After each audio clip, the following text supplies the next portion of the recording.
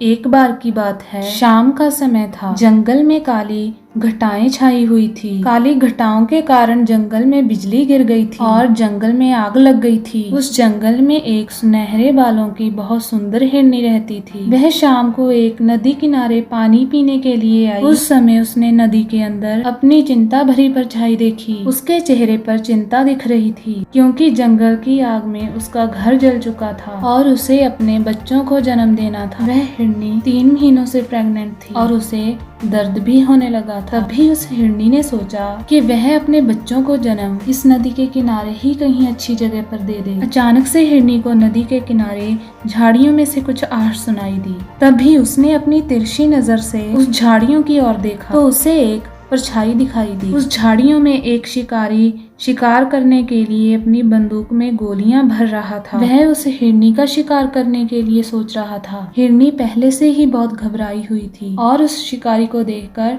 और घबरा गई। हिरनी ने मन ही मन में वहां से धीरे से भागने की सोची। जैसे ही वह भागने लगी तो उसने अपने सामने अपनी मौत को खड़े हुए देखा। उसके सामने एक खूंखार शेर खड़ा था। वह शेर भी उस हिरनी को अपना शिकार बनाने की सोच रहा था। हिरनी ने चारों तरफ देखा, जिसमें एक तरफ वह शिकारी, दूसरी तरफ शेर, तीसरी तरफ जंगल की आग और चौथी तरफ वह नदी। हिरनी चारों तरफ से घिर चुकी थी। उसने मन ही मन सोचा, इस नदी को पार करना उसके बस की बात नहीं। पीछे जंगल की आग है, एक तरफ शिकारी उसका शिकार करेगा और एक तरफ शेर उसे अपना भोजन बनाएगा। हिरनी ने बहुत सोचा अपनी जान बचाने के लिए, लेकिन कोई रास्ता नहीं मिला। फिर हिरनी ने मन ही मन सोचा कि मरना ही है तो डरना किस बात से, मौत चारों तरफ से घिरी हुई है, अब तो शाम से मरेंगे। मानो उस हिरनी का दिमाग सटक गया था। ऐसा सोचकर हिरनी सीना तान कर शिकारी के सामने खड़ी हो गई और आंखें बंद करके भगवान से इस जीवन के लिए शुक्रिया करने लगी और जीवन दान मांगने लगी।